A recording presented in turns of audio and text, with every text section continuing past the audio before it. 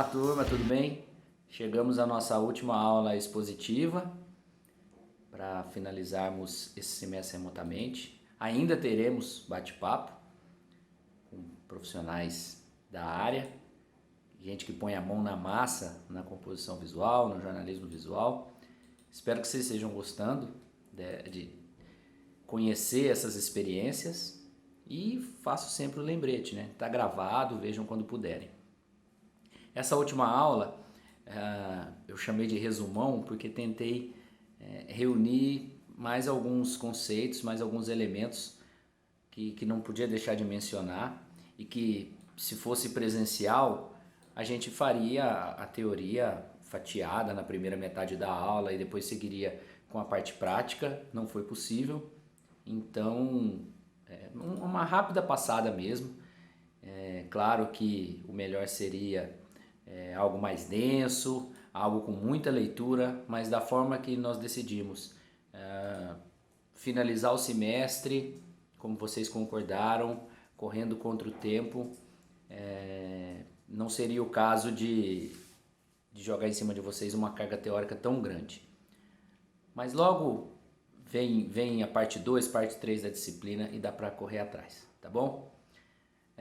Não posso dizer que dei o meu melhor, acho mais fácil dizer que fiz o possível. Agradeço a paciência de vocês, espero que estejam todos bem, né? E espero que logo logo a Unesp esteja cheia de novo, cheia de vida, para vocês seguirem a caminhada, tá bom? Obrigado, grande abraço, boa aula e até outro dia. Valeu! Bom, vamos começar pelos elementos básicos do design gráfico. Algumas coisas eu já comentei, mas aqui tem um apanhado mais completo. A unidade visual mais simples no design gráfico é o ponto. Sozinho, o ponto dá pouco efeito visual, mas repetido ou combinado com outras figuras, ele tem importância como carga de informação. O conjunto de pontos, por exemplo, é que faz a composição de cores. Você tem um exemplo aí da imagem. Se você usar eu vou chamar de lupa, né? Mas tem um nome específico da ferramenta para você enxergar a composição de cores, que chama conta-fio. O que você vê quando você observa aumentado é que são vários pontinhos, né, da impressão nas cores, como você vê aí no exemplo. E o ponto também pode direcionar o olhar. Nessa capa do jornal Extra, você vê que ele já não é um simples pontinho ali, como no primeiro exemplo, mas você já identifica uma forma ali que chama atenção, funcionando como ícone principalmente nesse exemplo, né, nessa capa. E quando o ponto está muito próximo um do outro, ele aumenta a sensação de direção e ele cria outro elemento, que é a linha. E no design a linha tem a sua própria natureza. As linhas podem ser retas, podem ser curvas, podem ser quebradas. Você vê aí nessa página do JC, lá em cima da palavra mercado, que está de vermelho, você está vendo linhas quebradas. E a linha, quando ela é vertical, ela conduz o olhar para o alto.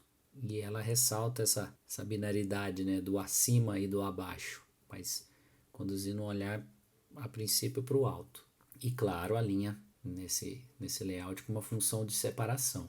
Já a linha horizontal, ela dá uma impressão de repouso, de igualdade. Parece que ela tá dando sustentação para o conteúdo acima dela e também uma função de separação.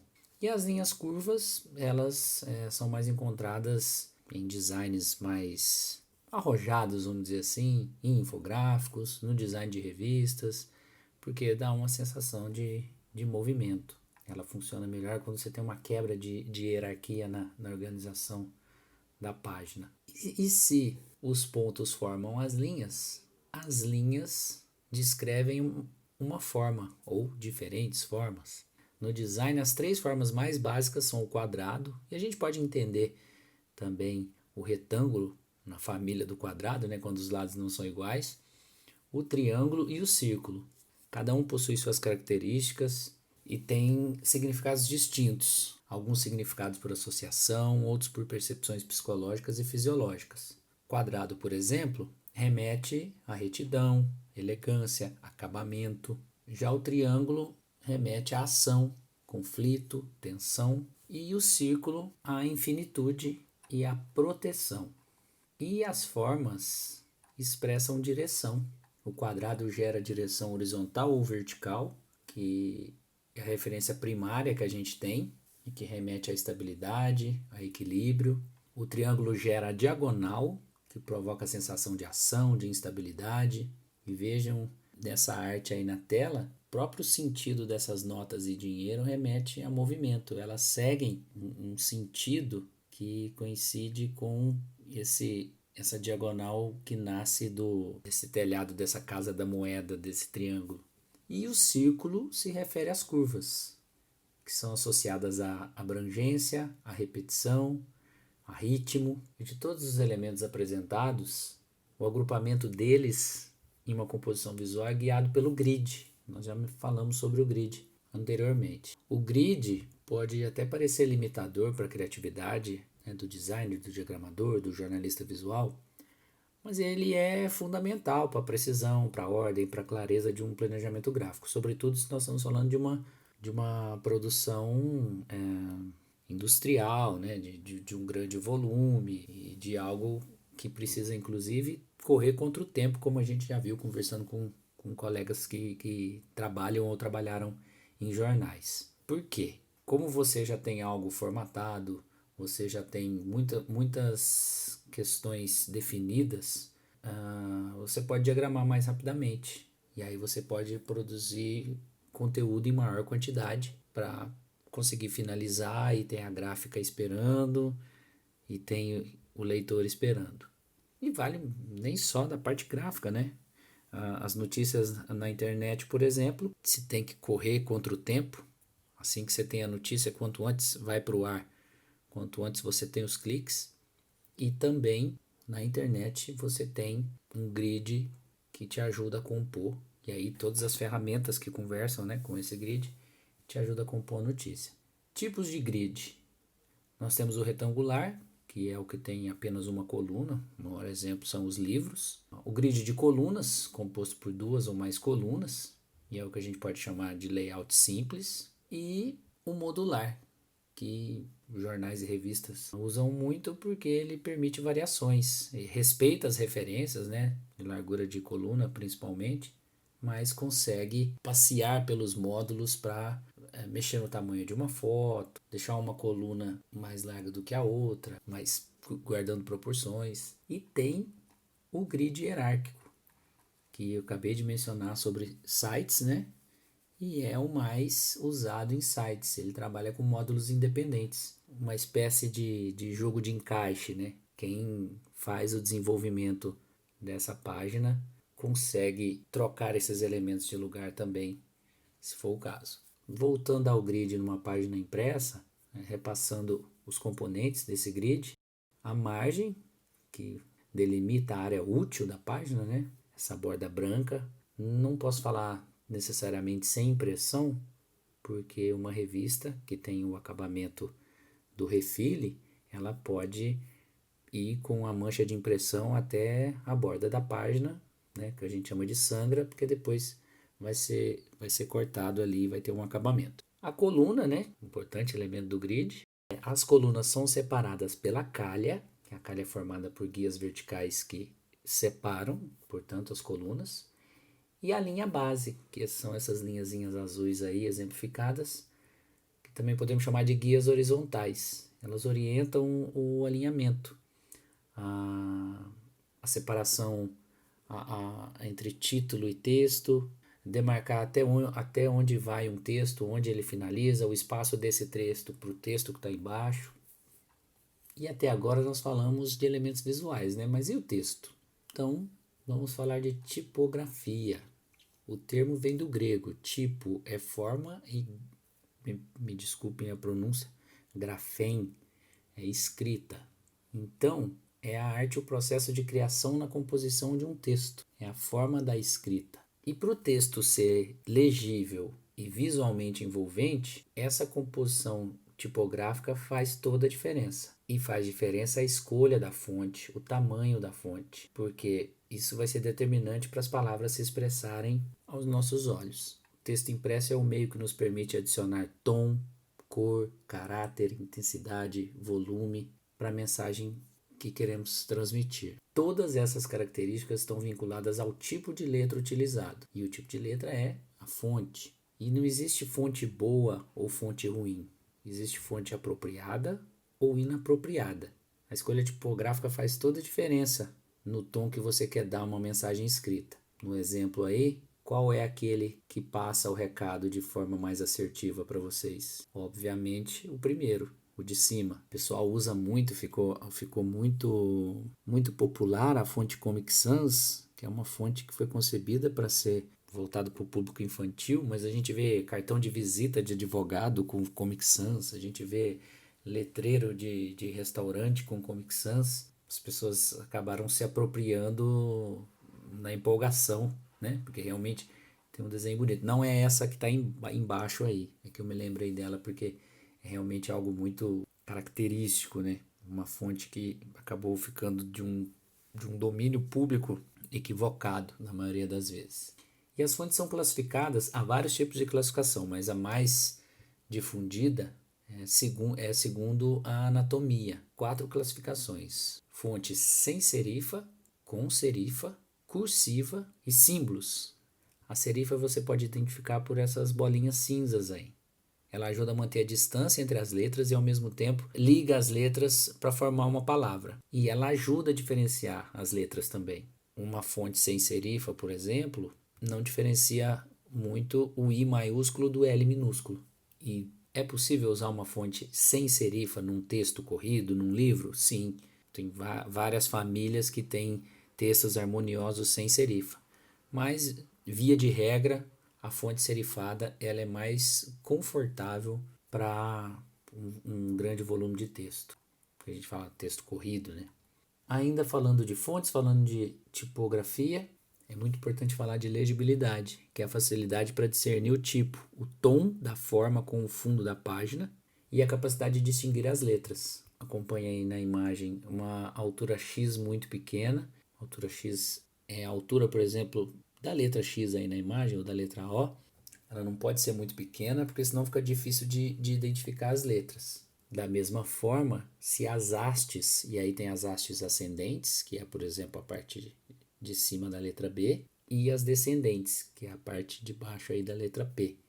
Se elas forem muito curtas, você teria dificuldade, por exemplo, para diferenciar o N do H ou para diferenciar o O do P ou do Q, que antes era coisa de especialistas, designers, tipógrafos, e hoje já há outras frentes criando fontes, já ficou algo mais fácil. Nem todas com rigor técnico, mas já é algo mais difundido. Mas é isso, quem tem rigor técnico sabe criar uma fonte pensando na sua legibilidade. Temos legibilidade e temos leiturabilidade, que se refere ao reconhecimento das frases e ao conforto visual. Então aí nós não estamos falando só da identificação de uma letra, de uma palavra, nós já estamos falando da eficiência da leitura de um volume de palavras, portanto, de um texto. Algumas fontes são adequadas somente para fins específicos, como títulos ou peças artísticas. Essa da tela não tá...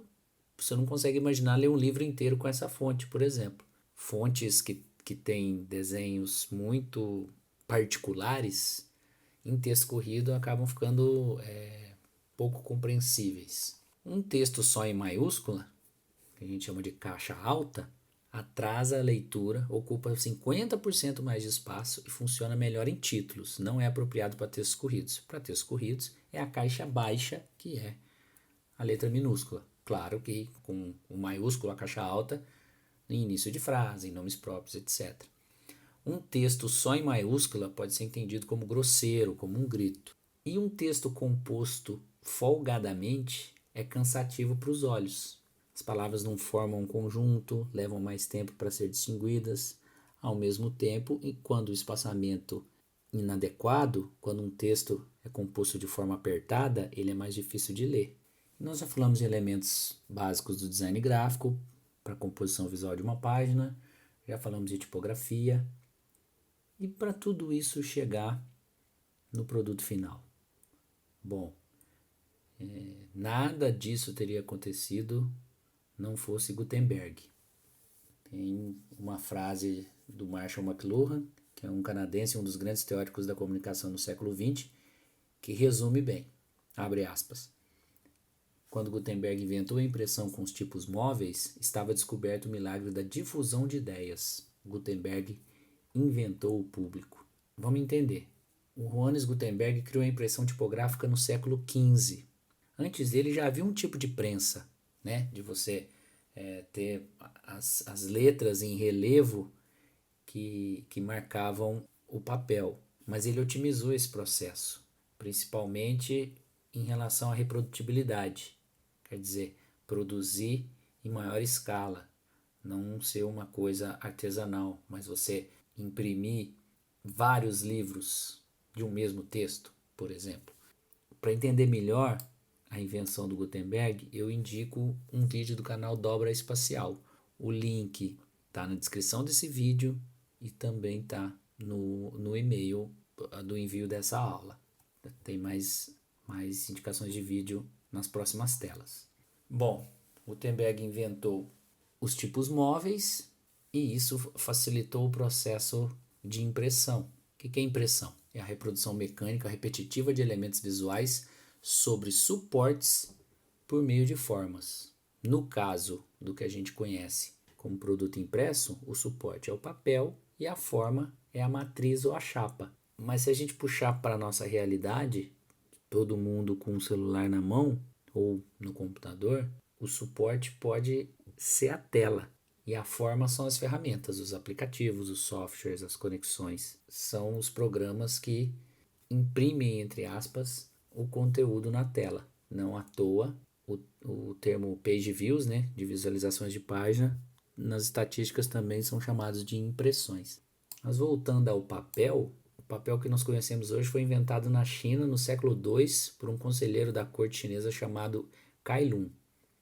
O que ele fez à época? Ele triturou e misturou pedaços de madeira, água, trapos de roupa e restos de rede de pescar. Depois ele reagrupou todas essas fibras, gerou uma pasta que depois que ela secou ao sol, foi formada a folha de papel. Esse foi um processo artesanal por um longo período. A produção industrial do papel começou no início do século XIX na Inglaterra. E aí já não era preciso usar rede de pescar, trapo de roupa. Já foi um processo baseado na madeira e madeira reflorestada. Tem um vídeo bacana também, que é da indústria Suzano, que tem o link disponível aí na descrição e no e-mail para vocês verem como é fabricado o papel. E para finalizar, tem um vídeo que resume o processo de impressão da Folha de São Paulo. É um vídeo da última década, não é tão velho assim, e não mudou muito esse processo, que serve principalmente para vocês verem as máquinas funcionando, o jornal saindo pronto, o acabamento, inclusive até sair para distribuição. Link também na descrição desse vídeo e no e-mail. E assim, nós começamos lá com os elementos e fomos parar com o produto na mão do leitor. Um resumão mesmo, como eu havia prometido. Espero que tenha ajudado vocês a conhecer um pouco mais desse universo do design gráfico, tá bom? Então, ficamos por aqui e logo tem mais encontros, bate-papo para a gente finalizar a disciplina.